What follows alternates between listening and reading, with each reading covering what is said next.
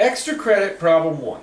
Recall that cosh of x is equal to e to the x plus e to the negative x all over 2. And sinh of x is equal to e to the x minus e to the negative x all over 2.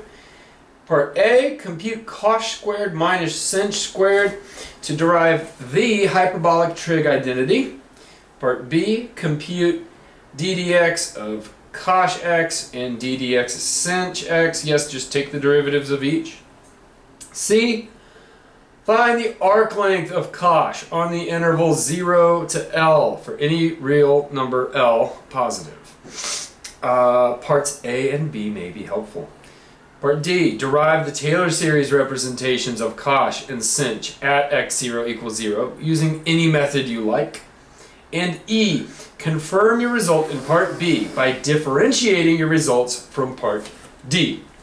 So starting with A, we're just going to compute, right? That's all we got to do.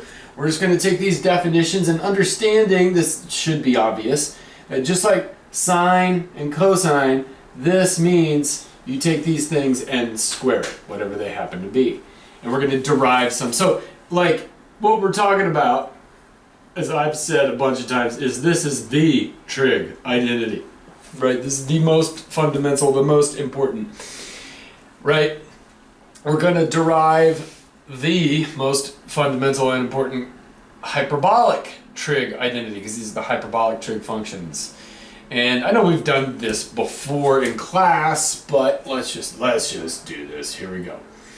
Okay, so cosh is defined as e to the x plus e to the negative x over 2, and then we're going to take that and square it. We subtract off sinh, which is e to the x minus e to the negative x all over 2. We square that, and let's see what we get. So, squaring each one of these, same as squaring the top and the bottom, right? This means the same thing as this. And so this is over 4. Squaring out the top, we got to do a first, outer, inner, last. And I think it's going to be a little bit easier to think about e to the negative x as, how about 1 over e to the x? That's how I'm going to think about this. And so then this guy is going to be e to the x minus 1 over e to the x, like that. We're going to take each of those and square them. Right, so this bit right there is that, what's in the numerator. When I square it, I get first, outer, inner, last. That's that thing squared. We could write that, so e to the x times e to the x. We could write that as either e to the x quantity squared. We could use properties of exponents to write that as e to the 2x. Either way, it's going to work, right? Let's go ahead and do it as e to the 2x. Outer, inner, and this is why this is nice, right? When we do the outer, we have e to the x times 1 over e to the x, so that's just 1. We do the inner, right? We get the same thing, right? E to the x over is another 1, so that's plus 1, plus 1. And finally, the last squared is 1 over e to the x squared, which is, I mean, we could do this a bunch of different ways.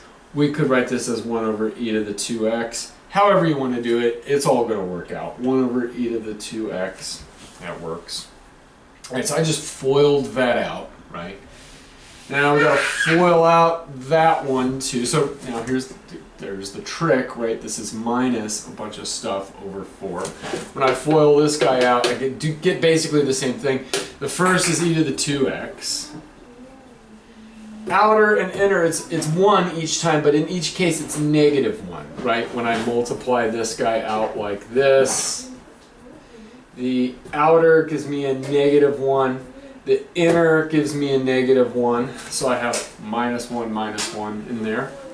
And then the last is a negative times a negative, which is a positive. And again, we get the same thing, 1 over e to the 2x, like that.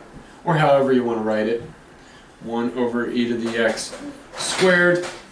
Or we could have had it 1 e to the negative x quantity squared. Or e to the negative 2x. It's all the same thing, right? That all means the same thing. I just chose to do it this way, just because. All right, we got a common denominator. So let's put them all over that denominator. And be careful with that negative sign right there. So this is e to the 2x. 1 plus 1 is 2, so I'm going to write that as plus 2. And then plus 1 over e to the 2x. Now this is minus each one of these. Okay? I'm going to go ahead and write up here minus 1, that's the same thing as just minus 2. And so when I minus all of that off, I'm going to distribute that negative into there. So we get a minus e to the 2x. And then a minus minus is a plus 2. And then a minus a plus is a minus 1 over e to the 2x. Now a bunch of stuff cancels, thankfully, right? E to the 2x minus e to the 2x is gone. 1 over e to the 2x minus 1 over e to the 2x is gone. And I'm left with 2 plus 2 all over 4, which is 4 over 4, which is 1. And that is the identity that we're looking for. Cosh squared minus sinh squared equals 1. Part B, we're just finding the derivatives of these two functions. Okay? This is easy enough. We're taking the derivative with respect to x of e to the x plus e to the negative x all over 2. Or it might be easier to rewrite that as pull out the 1/2 like a constant, right? And then just take the derivative of this. Well, the derivative of a sum is easy enough, right? This is the same thing as 1/2 times the derivative of e to the x, which is just e to the x, plus the derivative of negative e to the x, well, that's e to the negative x, times the derivative of the inside stuff, so that's just a -1 pops out, right? Chain rule there. So that's 1/2 e to the x minus e to the negative x, which you should notice, this should be obvious here, that's the same thing as sinh, right? All these are equal, it's just sinh x. Same kind of thing happens here. The derivative of sinh d dx of this thing, well, sinh, again, we could pull out the 1/2, treat it as a constant, and then we have e to the x minus e to the negative x. So we take the derivative of this, the constant comes along for the ride, and now we're just going to take the derivative of each thing in this sum. Derivative of e is just e minus the derivative of this. Well, it's e to the negative x, so it stays e to the negative x. Then we multiply by the derivative of the inside stuff, which is a -1. Negative negative becomes positive, so that's 1/2 e to the x plus e to the negative x, which lo and behold is e to the x plus e to the negative x all over 2, which is cosh. And so I'm going to keep track of this stuff. Now I'm going to, instead of writing it as d dx, I'm just going to write cosh x prime is sinh, and sinh x prime is cosh. So very much like the trig functions, the couple differences to note: that the fundamental identity is different. There's a minus sign in between it. And also when you take the derivative of cosine, you get negative sign, but here you take the derivative of cosh, you get positive sinh. Take derivative of sine, you get cosine, and it's the same here with sinh, only now we don't have that, the negative never pops out. The derivative of one is just the other one. There's no negatives to worry about here. Part C, find the arc length of cosh from 0 to L, assuming L is positive. Okay, so here's what cosh looks like there. Okay, and we want the arc length. Well, we have a formula for arc length. I'm not going to go through and derive this thing. The arc length we write as the integral from 0 up to L of what? It's the square root of 1 plus the derivative of the thing, whatever the derivative of your thing is, and then you square it. Right? So if this is your f of x, you take the derivative of the thing, and then you square it. And that's what you integrate. Okay?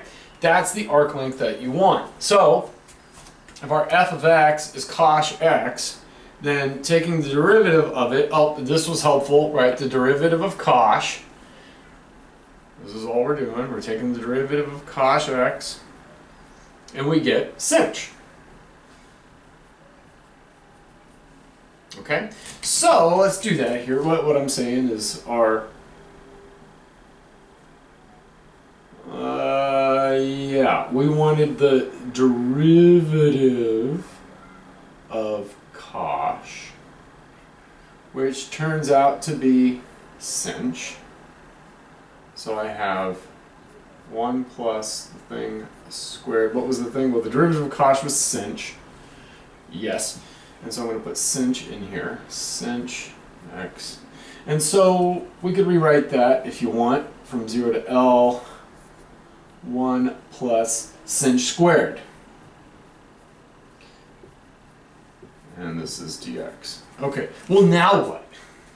Well, I gave you the hint. I said the previous two things that you did will probably be helpful. Obviously this was helpful because you needed the derivative of the thing, so there you go. But now what? Right? Well, let's see. What can you do with that? You know, if it were 1 minus sine squared x, you would probably immediately recognize that as cosine squared x, right? Because of our fundamental trig identity. Well, here's your fundamental hyperbolic trig identity. And, well, let's just see. Since cosh squared minus sinh squared is 1, then we could rearrange this to get cosh squared is equal to 1 plus sinh squared. Okay, so I'm going to replace this with cosh squared x. So we have the integral. 1 plus sinh squared is the same as cosh squared x dx. And you don't need to think too hard about this, because in this case, cosh squared, look at it, he's always positive. Always, always, always, no matter what. And certainly on the positive numbers, like I just drew it, he looks like this. And we're integrating over the positive numbers from 0 up to L. But even if we weren't, he comes back up like this. He's always positive, so we don't need to worry about whether the square root gives you a positive or a negative or whatever. It would be different if you were integrating, say, sinh squared. You'd have to use your brain if you're going from, say, -5 up to 2.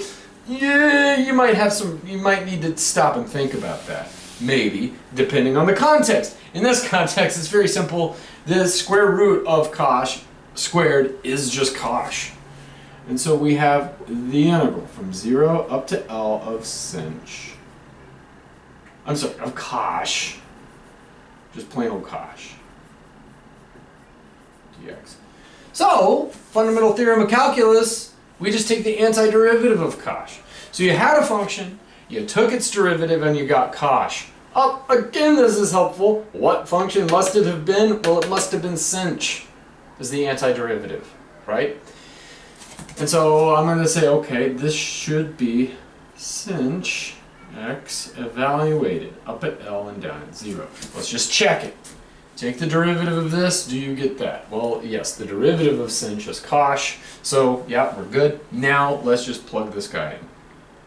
Sinh L minus sinh 0, and it turns out sinh 0, just plug that in and see what you get.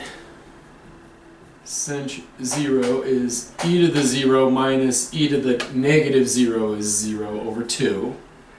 You get 1 minus 1 over 2 is 0 over 2 is just a big fat 0. So we could simplify this even more, and here you go. There's your answer, sinh L. So interesting, the arc length of this function is this function. And we could do this, we could think about this a little bit differently. If instead of saying that we're going from 0 to L, we could have said, well, what if you're doing, let's say dt here, and you're going up from 0 to x. right? So that and I'm just using the letter x because it's what we think of as a variable. To integrate this function, cosh t, from 0 up to some number, say x, the length of that is sinh x. The arc length of this bit of it right there is sinh x.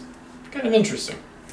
For part D, we want the Taylor series of each of these guys. Let's start with cosh. Now, I say any method you like, right?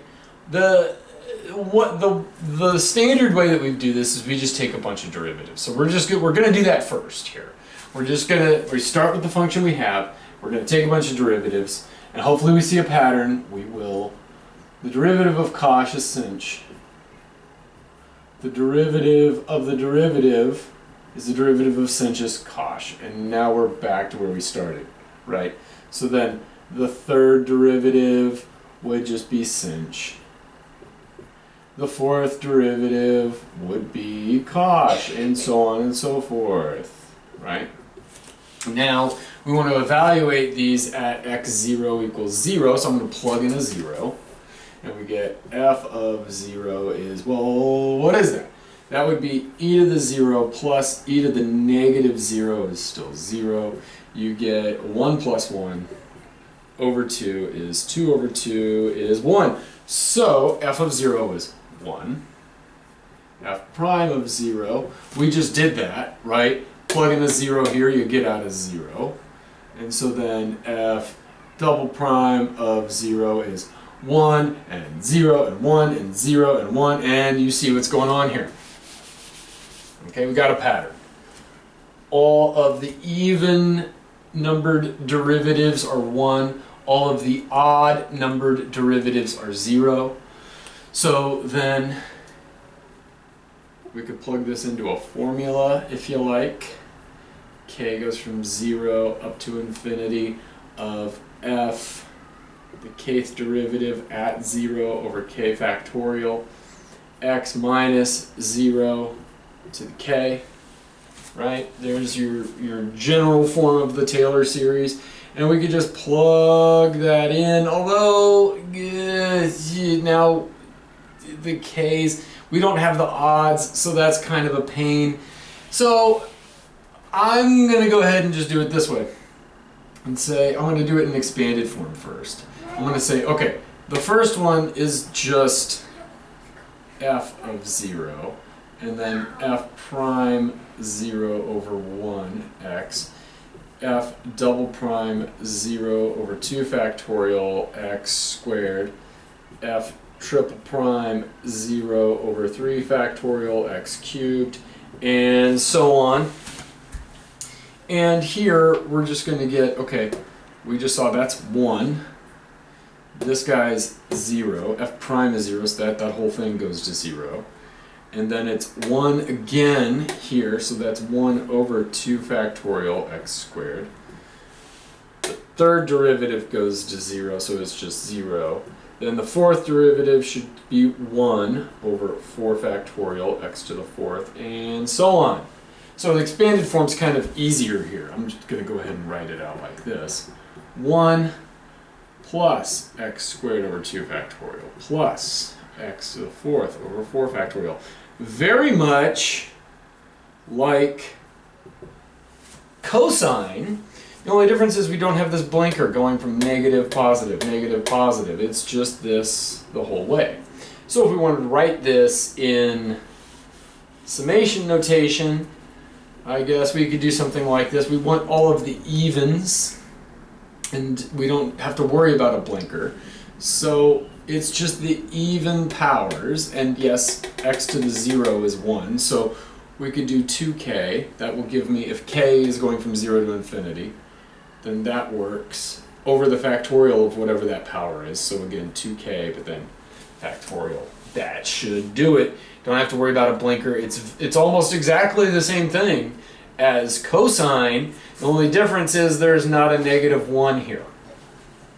Okay, so, and the not just a negative 1. negative 1 to the k is how we would put that right there for cosine to give us that blinker, positive, negative, and so on. Here, they're all positive, so we don't need to worry about it. And it looks very much like cosine, but it's not. Okay, and so ditto for sinh. So there's your answer for cosh. And I'm going to rewrite that as cosh here. Both of these.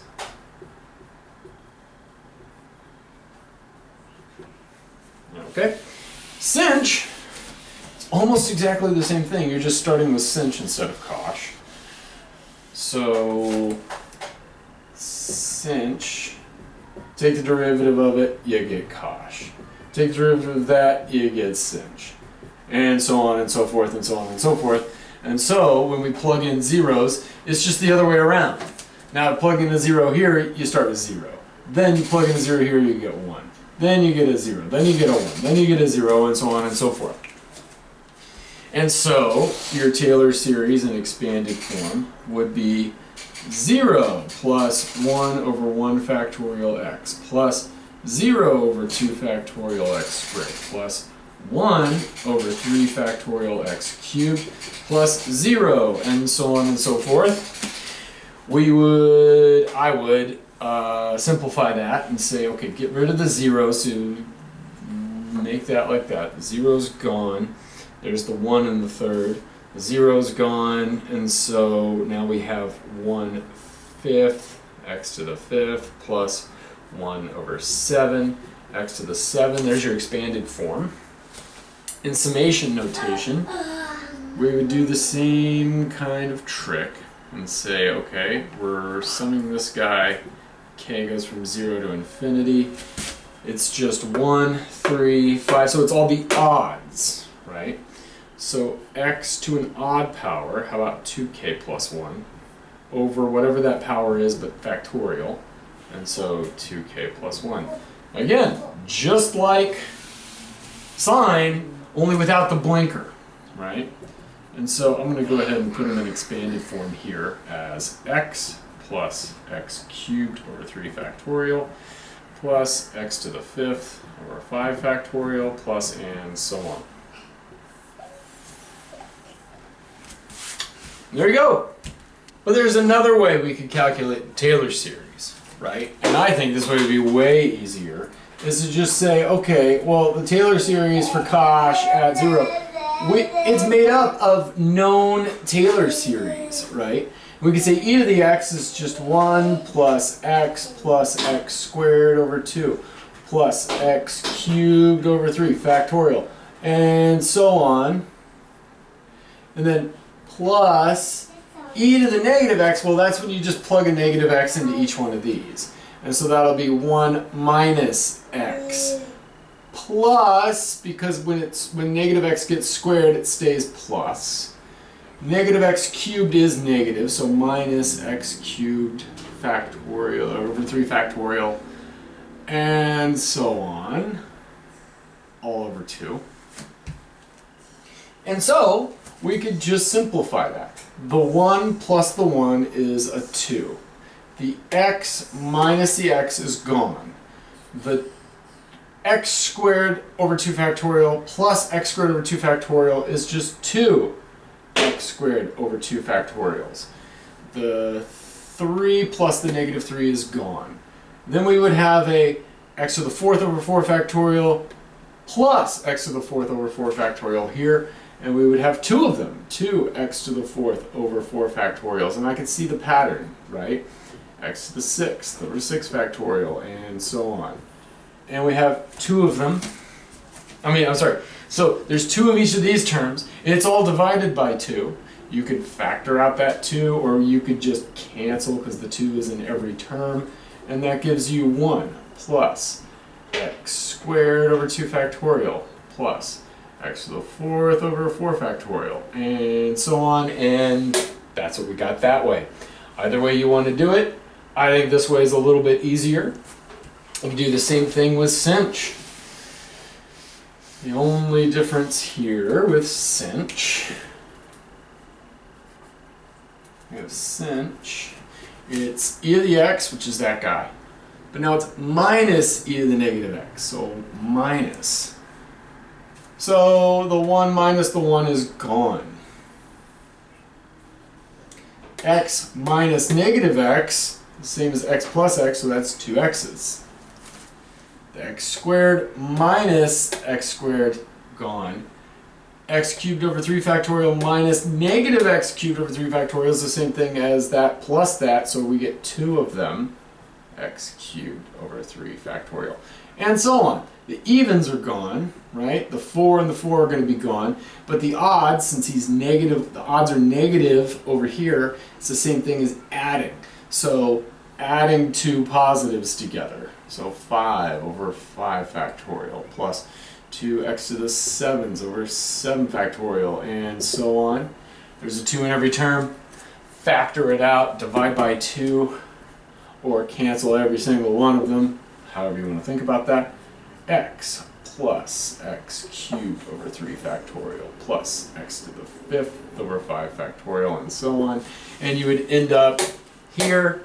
From there you could derive your summation notation, however you want to do that. We're good to go. Okay, the last thing to do is it says confirm your result from part B, which is this result, by differentiating your result from part D. So take one of these, take its derivative, and make sure that this is true. Okay, so let's just take this one. Let's start with cosh. And I don't care if you do it in here. I will, just a bit of warning with this, is you might, if you just do it with this, you might come up with a formula that's, well, you can be led astray easily. I don't want to get into this, but I recommend that anytime you have a series representation like this and you want to take its derivative of a Taylor series, write it out in expanded form, take the derivative, and then if you need to, put it back in this form when you're done. Just trust me on this one. There's a lot of tricky things that can happen. So I'm going to write this out in expanded form so enough so that I can see a pattern. And this is enough right here. Now I'm just going to take its derivative. The derivative of this thing is the derivative of this thing. And so I take the derivative of 1, I get 0. Take the derivative of this, the 2 jumps down, and we have that over 2 factorial. Take the derivative of this, 4 jumps down, I decrease the power to 3, and I have 4 factorial. Here, the 6 jumps down, I have to the power of 5 over 6 factorial, and so on. And we can see, yes, 2 factorial is the same thing as 2 times 1. You have a 2 on the top, the 2's cancel. And so you're just left with x. 4 factorial is this. And so then 4x, this is this. 4x cubed on the top, 4 factorial, one of those cancels, and you're left with 3 times 2 times 1 on the bottom. Well, that's the same thing as 3 factorial. So that's the same thing as x cubed over 3 factorial.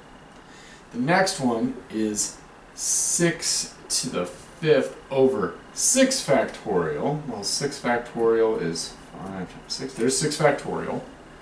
You cancel out the 6, and you're left with 5 times 4 times 3 times 2 times 1. And so that's the same thing as 5 factorial. So you would have x to the 5th over 5 factorial, and so on. And we can see that, yes, that is sinh right there. So I have now verified that. And I'm going to do that by saying, oh wait, I recognize this is sinh. That right there verifies my result from here. Ditto with the other one. Starting with sinh and taking its derivative, I'm going to go, okay, sinh x was x plus x cubed over 3 factorial plus x 5th over 5 factorial plus x to the 7th over 7 factorial, and so on. Take its derivative. It's the same as taking the derivative over here, and the x goes to 1, 3 drops down, kills one of those 3's. You're left with a 2 in the top and a 2 factorial in the bottom. 5 jumps down, kills one of the 5's, or the only 5, in the denominator. And you're left with a 4 factorial in the bottom, and so on. And you can see that, yes, this is what you got for cosh right there. So the derivative of sinh is cosh using this method too. Everything agrees. Mathematics is safe and consistent as of right now. Extra credit problem 2. The gamma function is defined as gamma of z equals the integral from 0 to infinity of t to the z minus 1 times e to the minus t dt for all complex values z with the real part strictly positive. And of course, on analysis, you'll learn that this integral is guaranteed to converge whenever the real part of z is positive. A. Use integration by parts to show that gamma of z plus 1 is equal to z times gamma of z. Start on the left-hand side and recognize that as far as the integral is concerned, z is a constant and t is a variable. B. Compute gamma of 1 explicitly. C. Use the fact given in A and your result from B to compute gamma of 2, gamma of 3, and gamma of 4. Is this familiar yet? D. Use induction to prove that for all integers n positive, gamma of n is equal to n minus 1 factorial. This was one of my favorite functions to learn about, and I just had to bring it into this class somehow. So, okay, this is interesting. Let's just start. Let's pretend that we didn't read all the way through this and we're just doing these one at a time and just see what happens as we go along. So the first thing says use integration by parts to show that gamma of z plus 1 is equal to z times gamma of z. Okay, use integration by parts. And I say start on the left-hand side. Whoa. Okay, start on the left-hand side. So I'm starting here. Okay, so what is gamma of z plus 1? So here's gamma z plus 1. What is that? Well, we have a definition here. Okay? It says that we integrate from 0 up to infinity of t. Now, instead of plugging in a z here, I'm going to plug in a z plus 1. Wherever I saw a z, I'm going to go z plus 1, and then just finish off the definition. That's a minus 1 e to the minus t dt. Okay, well, that's the same thing. I can simplify. I see the obvious thing to simplify here. The plus 1 minus 1 is gone. I have t to the z e to the negative t dt. Well, now what? Well, I say use integration by parts. To do what? Well, to show that this side is equal to that side. What's that side? Well, gamma of z, gamma of z is that. We're almost there, right? I'm seeing this is it. I need to somehow make a z pop out.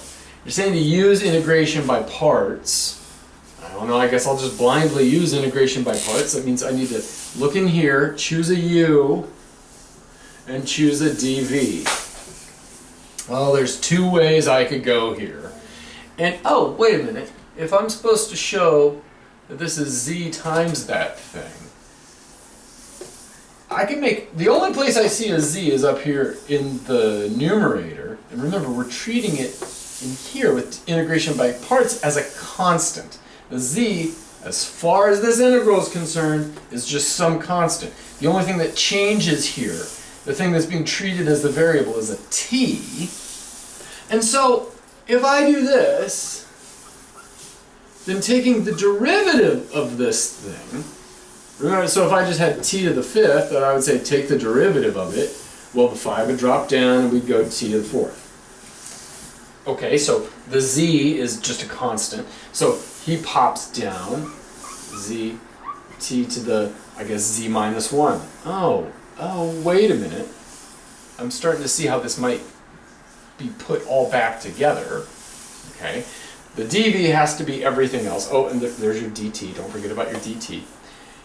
Everything else is my dv, so e to the negative t dt. The antiderivative of that, I guess, would be e to the negative t, but there would have been the negative, so how about negative e to the negative t? And let's just check that. Take the derivative of that. Do you get that? Yes, you do. Okay, good. So, now let's just stop for a second. And what if I would have chosen the other thing? Let's just think. If I would have chosen my u to be e to the negative t, then du would be negative e to the negative t.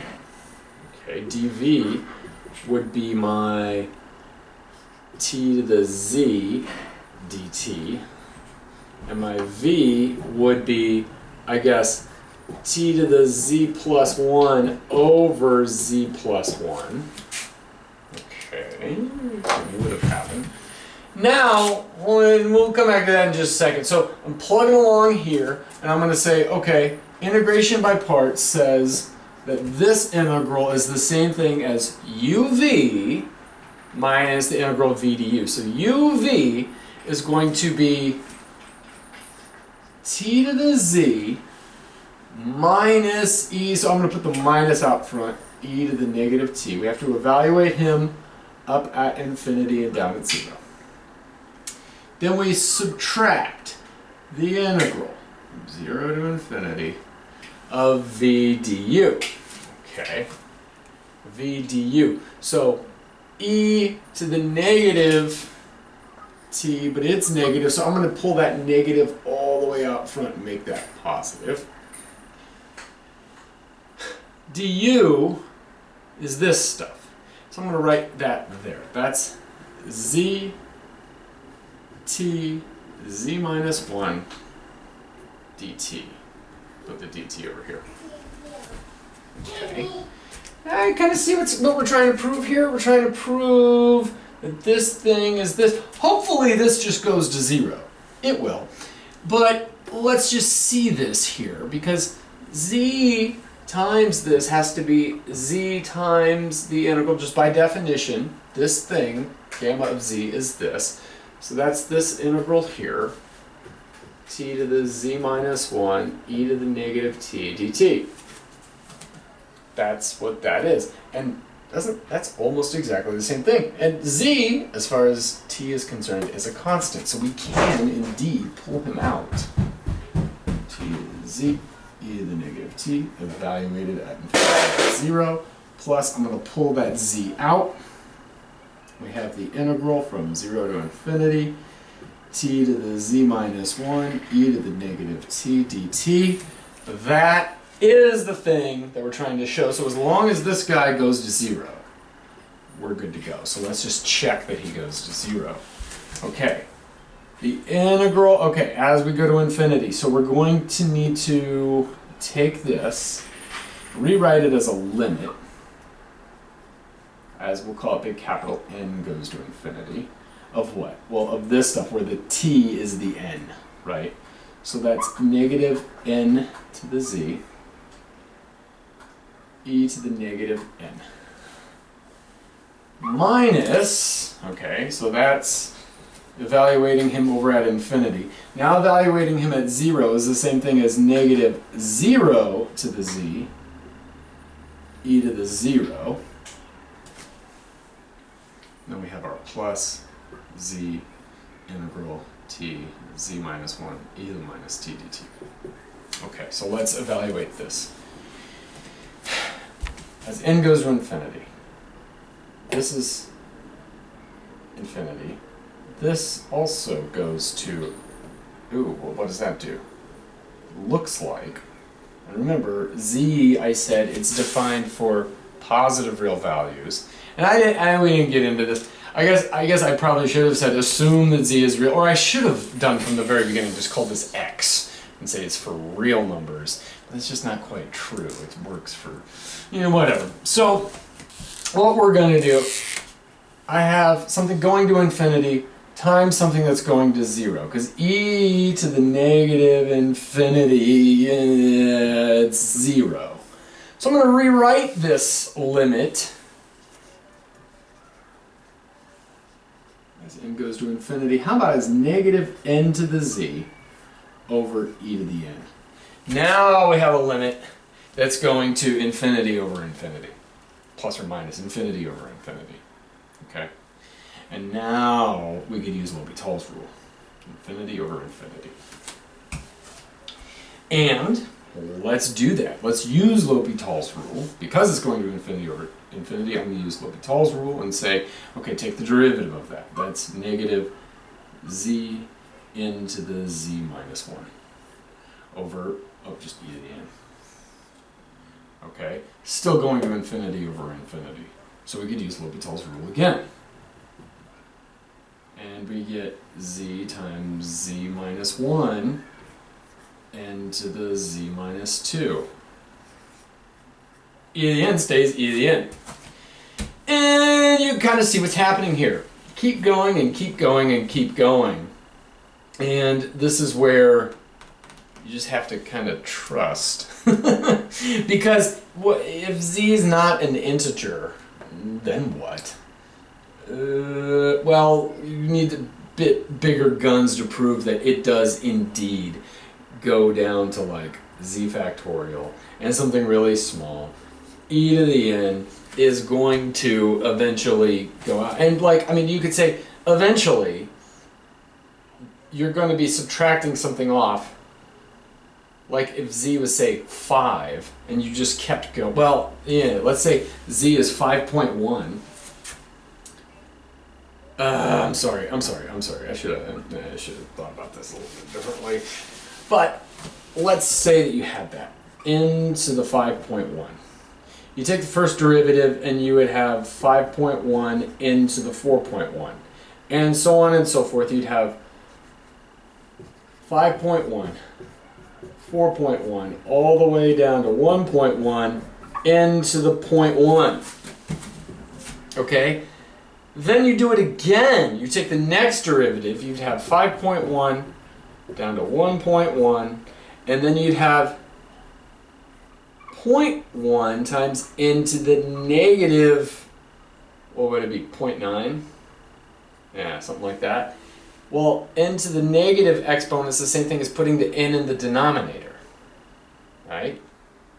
And so what you would have would be some big old constant in the top, 5 times 4.1 all the way down to 0.1. And then you'd have your e to the n in the denominator times n to some positive constant, in this case 0.9. Now, we don't need L'Hopital's rule anymore, do we? Because the denominator is going to infinity in both cases. N gets really, really, really big, this gets really, really big.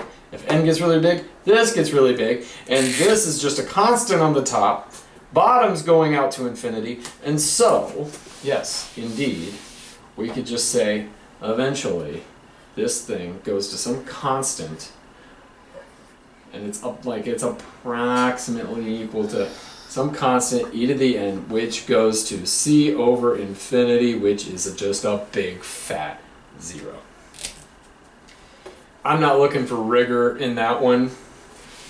Just, you could probably just figure that out and just say, well, right, it goes to 0. It's just true. This does go to 0 minus off.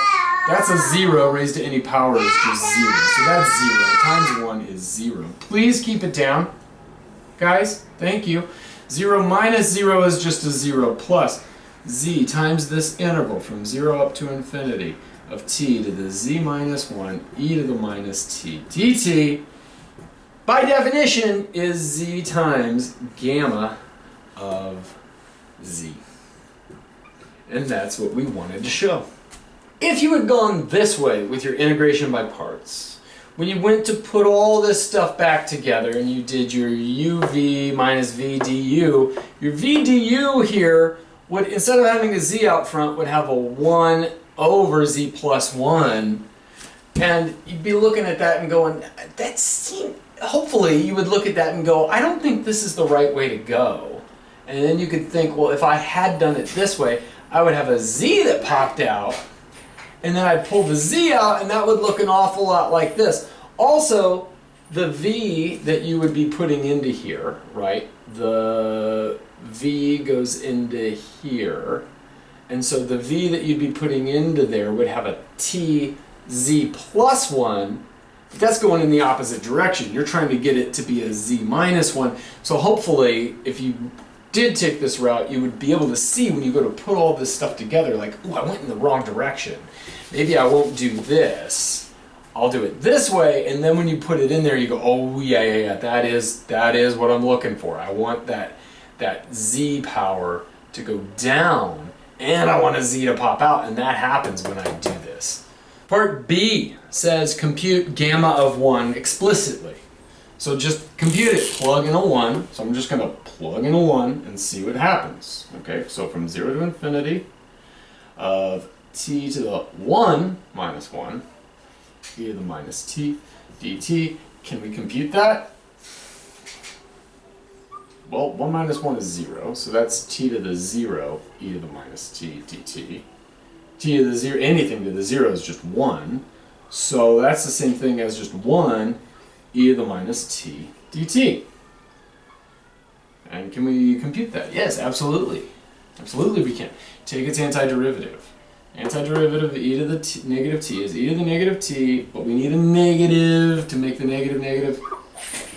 Okay, and so let's just check. I say that right there is the antiderivative of that. Take the derivative of this, e to the negative t stays e to the negative t. Negative comes out, kills that negative, we get a positive. Yes, we're good to go. So now, that's the same thing as the limit as n goes to positive infinity of negative e to the negative n minus, so there's the first one, minus negative e to the negative 0. Okay, negative e to the negative n is the same thing as negative 1 over e to the positive n. Clearly, as n gets really large, this goes to 0, so he's gone. Now we have negative e to the 0 is 1, negative 1 is 1. So, explicitly, gamma of 1 is equal to 1.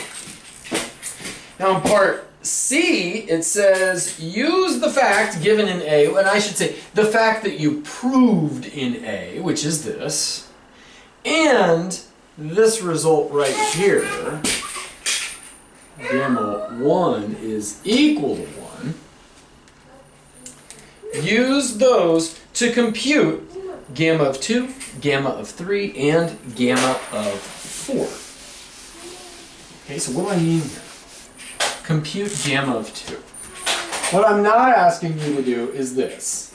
Gamma of 2 is equal to 0, infinity, t, 2 minus 1, e to the minus t dt. You could probably do that. You would be integrating t, e to the minus t dt. You do some integration by parts and you'd get down there eventually. Or, what you could do is say, wait a second, how could I use this here?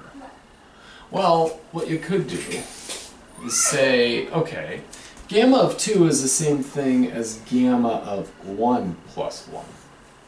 And we just showed that any number plus 1 is the same thing as that number. So there's your magic number.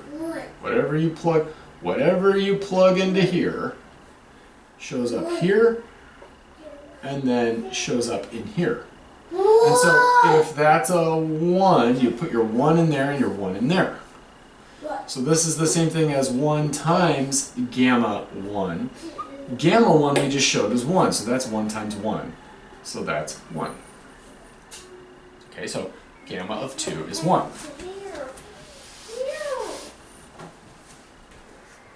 Okay, now we're explicitly computing gamma of 3. To compute gamma of 3, we're going to do the same trick. We're going to say gamma of 3 is the same thing as gamma of 2 plus 1. Now we have this nifty little relationship here, right? The something plus 1 is whatever that something is, in this case 2, and then plus the something. Well, we just computed what gamma of 2 is, right? So this is, gamma of 3 is the same thing as 2 times gamma of 2. So this is 2 times, we just found the gamma of 2 is 1. So now we get gamma of 3 is equal to 2. Let's keep track of these. Gamma of 2 was also equal to 1. Gamma of 3 was equal to 2, right? Now we could play the same game with gamma 4. So gamma of 4 is the same thing as gamma of 3 plus 1, which from this equation is the same thing. So z plus 1 is z gamma z. This is 3 plus 1, so it should be 3 gamma 3. Hey, that rhymed. And gamma 3 was 2. Gamma of 3 was 2. So that's the same thing as 3 times 2, which is 6. We could write it as 3 factorial. Because, right, is what? So 3 times 2 is 6. And then I ask you, you notice a pattern yet? Or does this look familiar yet? Right?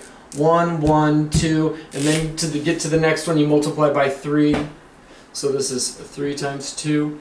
And I'm willing to bet that the next one, it's going to be multiply. Yeah, I mean, because we saw what happened. Please keep it down. Gamma of 5 is the same thing as gamma of 4 plus 1, which we know is the same thing as you put the 4 here, and then gamma 4. So that's gamma 4 was 3 times 2. So now we just need to multiply a 4 in there. Continuing this on, right? This should just be, well, 1 less than that would be 5, so it would be 5 times the previous stuff, which would be 4 times 3 times 2. And so it's really starting to look like, right? So gamma of, let's do, this is obviously 3 factorial. This is obviously 4 factorial. Obviously 5 factorial. Moving our way back, this is the same thing as 2 factorial. This is the same thing as 1 factorial, and oh, lo and behold, it actually makes sense that that's 0 factorial. Interesting. Now, this is a much easier way. This is why I said use this. Use this. Because you could have done this the hard way. And I want to show you the hard way real quick. You could explicitly compute gamma of 2. And go 0 to infinity. Okay, 2 is the same thing as plugging in a 2 here. E to the minus t dt. 2 minus 1 is 1. So that's the same thing as t to the 1. But that's the same thing as just t. And so now you have this integral to contend with. And I guess integration by parts. I'm going to let u equal t. Du is just dt. dv is going to be the other stuff, e to the negative t dt. So that v is negative e to the negative t. Now uv minus v du. uv gives me negative t e to the negative t, evaluated up at infinity down at 0, minus the integral of v du. Well, that's negative, it comes out as a positive, e to the minus t, and then the du is just dt. 0 to infinity. We've already computed this. In fact, that was how we got gamma of 1. In fact, that is gamma of 1. We already did that. We could go through it and do it again, but that just works out to 1. Right? Now, what happens here? Well, we plug in an infinity. Again, we have t over e to the t. We take the limit as t goes to infinity, or I'm sorry, n limit as n goes to infinity minus, what do you get when you plug in zeros? It's just a 0. Well, L'Hopital's rule, infinity over infinity, take the derivative of the top, you get minus 1. Derivative of the bottom stays the same. That limit goes to 0, so this just goes to 0, and indeed you get 1. And so that's what we got. Gamma of 2 was 1. It works if you do it explicitly, but it's going to be much easier, especially if you're trying to compute gamma of 3, which would be 3 minus 1, or 2 right there. And now you got this guy, 2t. You go and do your stuff and blah, blah, blah, blah, blah. Everything works out to 0 over here, and you get plus the integral of 2t e to the minus t dt. The 2 comes out, 2, and then you have the integral of t e to the minus t dt, which is, oh, look, we just did that, didn't we? We just did that. And that's what we showed, right? It's the one before it. That worked out to 1. 2 times 1, and so on and so forth, and we end up with this, no matter how you want to slice it. Just easier to jump in. Once you got gamma of 1, you could get gamma of 2 by this equation. You could get gamma of 3 once you got gamma of 2. Once you have gamma of 3, you can get gamma of 4, and so on and so forth. And it really looks like, it's starting to look like, that gamma of some number is at least gamma of an integer is equal to the factorial of the previous integer, right? So gamma of 3 is 2 factorial. Gamma of 4 is 3 factorial. 5, 4 factorial. 6, 5 factorial. It's really starting to look that when you plug in integers, say n, it's the same thing as the factorial of the previous integer, or n minus 1. That's what this looks like, right? Now we want to prove that with induction. Okay? So this is the statement that I'm trying to prove. And I want to show that this is true for all n. I want this to be true for all n bigger than 0. Okay? So, okay, let's start. Please keep it down. Please keep it down. So let's start with the base case here. I'm going to do a down and dirty induction proof. I'm not going to be as rigorous as I demanded you were when we did this in trig. So in the base case, n bigger than 0, so I guess the base case is n equals 1. When n equals 1, we have gamma of 1 is equal to, by what we just did here, right? We just did the work, so I'm just going to refer to that work. By the work above, we know that gamma of 1 is 1. And 0 factorial is equal to 1 for some mysterious reason that we've talked about before, but it is equal to 1. And so, when n is equal to 1, gamma of n is equal to n minus 1 factorial. Plug in a 1, you get that. Plug in a 1, you get that. And they're equal. Okay, good. Base case. Check. Now, suppose, so the base case is good. Now, for the inductive step, or the base step, that's what we were calling it, base step. So, inductive step. Suppose that that was true all the way up to n equals n. Or I think I'll be a little bit better and do it the way that I've been doing it. Suppose that that's been true for n equals 1, 2, all the way up to k. Okay? So for any one of those that this has worked out. Okay? Now we need to show, we must show that gamma of k plus 1 is equal to k gamma of k. Okay, that's what we need to show. And then we'll have it, right? Or wait, oh, I'm sorry. That's what we're gonna do.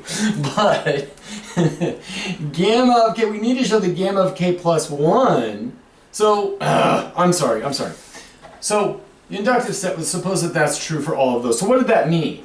that gamma of 1 was equal to 0 factorial, that gamma of 2 was equal to 1 factorial, that gamma of 3 was equal to 2 factorial. These were all true all the way up to gamma of k, we're supposing this is true now, was equal to k minus 1 factorial. So we're supposing that all of that is true. Okay? So in particular, we're supposing that this is true. Right, so gamma k was equal to k minus 1. Now we must show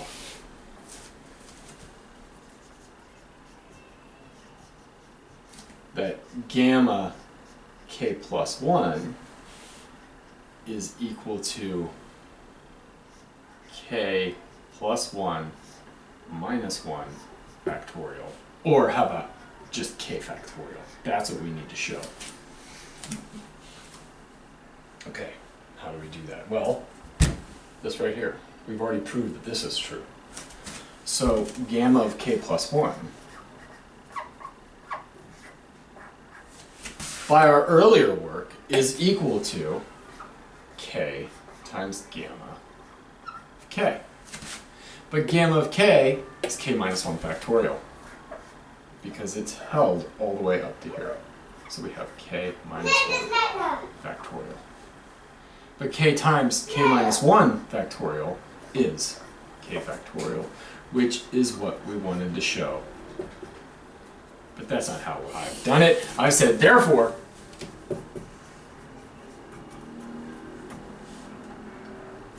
for all n bigger than 0, we have gamma of n is equal to n minus 1 factorial. How cool is that? So there's a continuous version of the factorial function. It's interesting. What's going on here? Well, remember in problem 6, we had this, this is called a functional equation. Right? We had this relationship, and we determined that this with an initial condition means that the only way this can happen is if your function f is e to the x, right? This is the functional equation that we were working with in this problem, the extra credit problem. We have some function which, if the next one is the same thing as the previous one times whatever the value, right?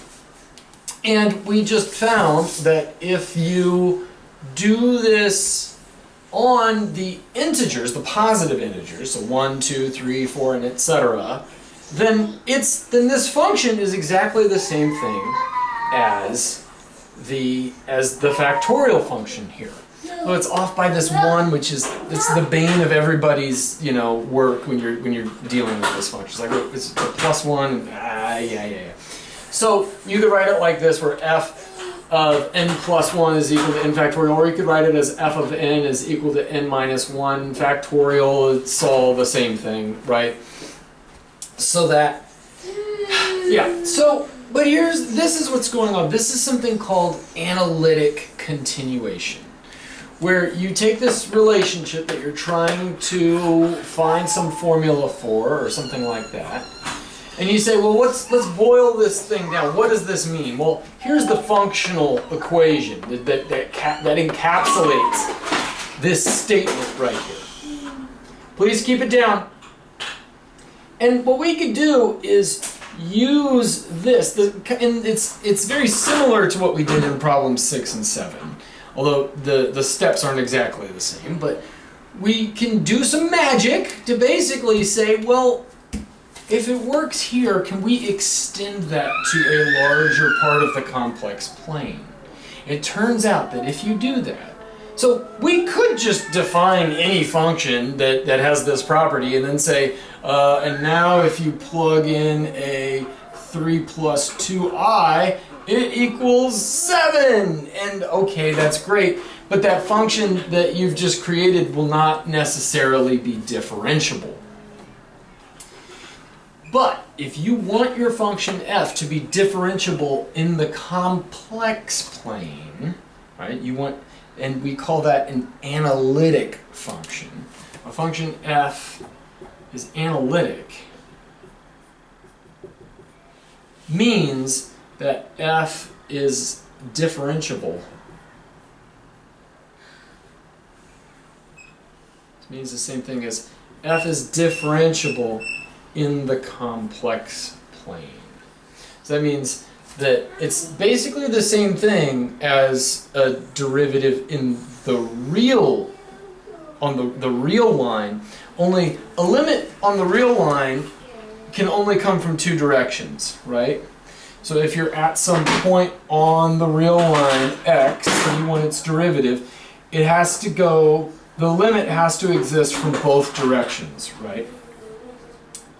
So that when you take your difference quotient, right, your slope, it works as you go from this way and as it goes from that way, otherwise it doesn't work. In the complex plane, there are infinitely many ways you can approach a point on the complex plane.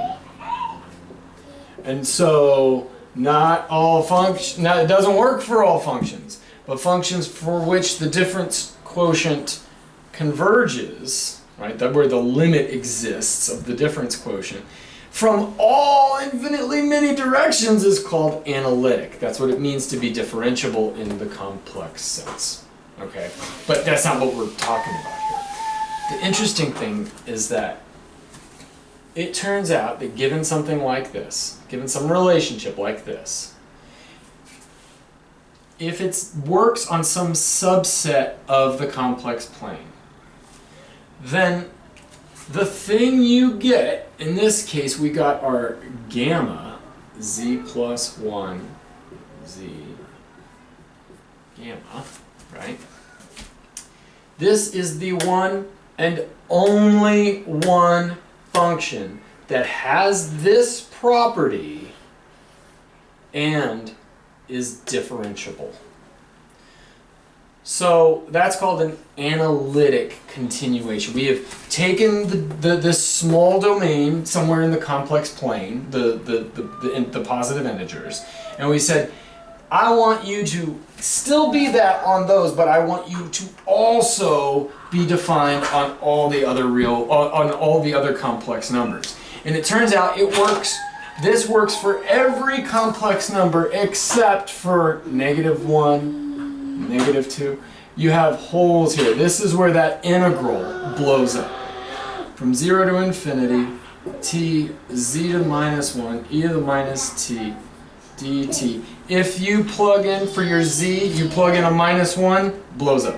Plug in a -2, blows up. Doesn't converge. But everywhere else it does converge. So if you're at this point, -2 plus 0.00001i, it will converge. And it'll be fine. Right? You could get as close to those as you want, but it's those actual points is where it blows up.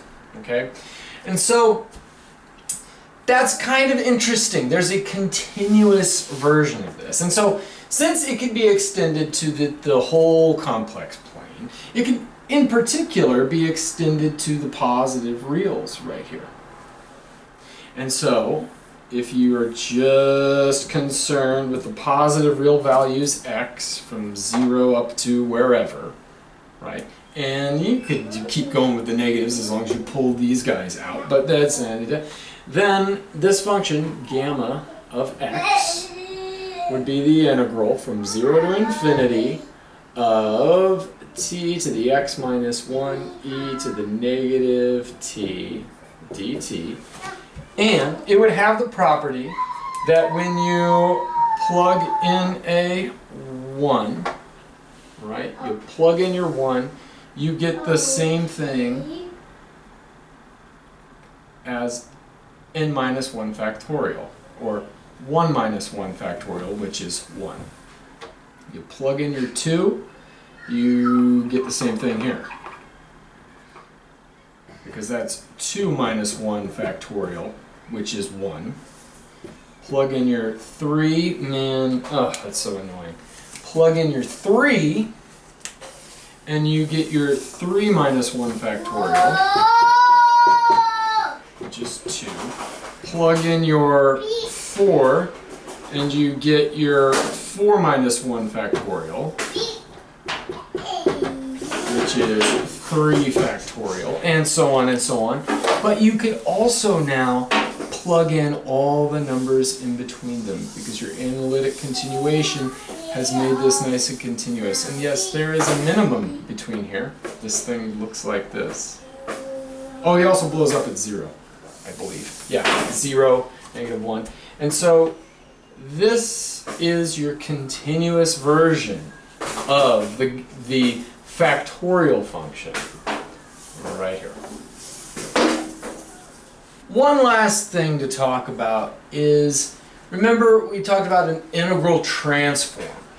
And that's an integral of this form, where you take some function f and you multiply it by some kernel here, and etc., etc. You know, we've done this before, like the Laplace transform was defined as from 0 to infinity.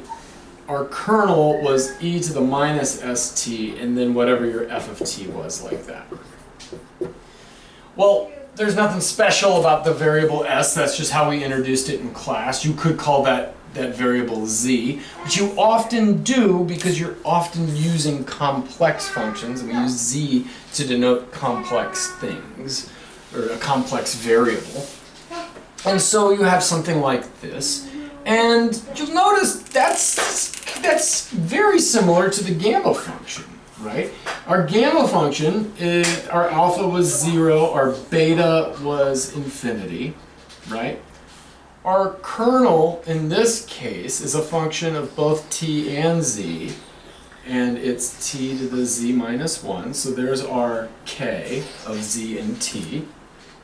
And then our f of t, in this case, was e to the negative t.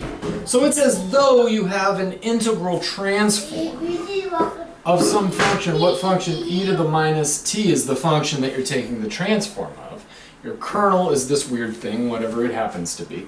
But there's your gamma. That's what we called gamma of z, like that. So I'm bringing this up to just because I think this is kind of cool. How I said years ago, the exponential function, e to the stuff, shows up everywhere, in everything, in places that you'd never expect. Well, here again it's shown up. Somehow, e is connected to the factorial function, right? Or I should put z in minus 1 factorial, right? And I just think that's so cool. Yet again, here's our friend, e to the stuff, and he shows up in something as fundamental as the factorial function, or rather, the analytic continuation of the factorial function. So I think that's really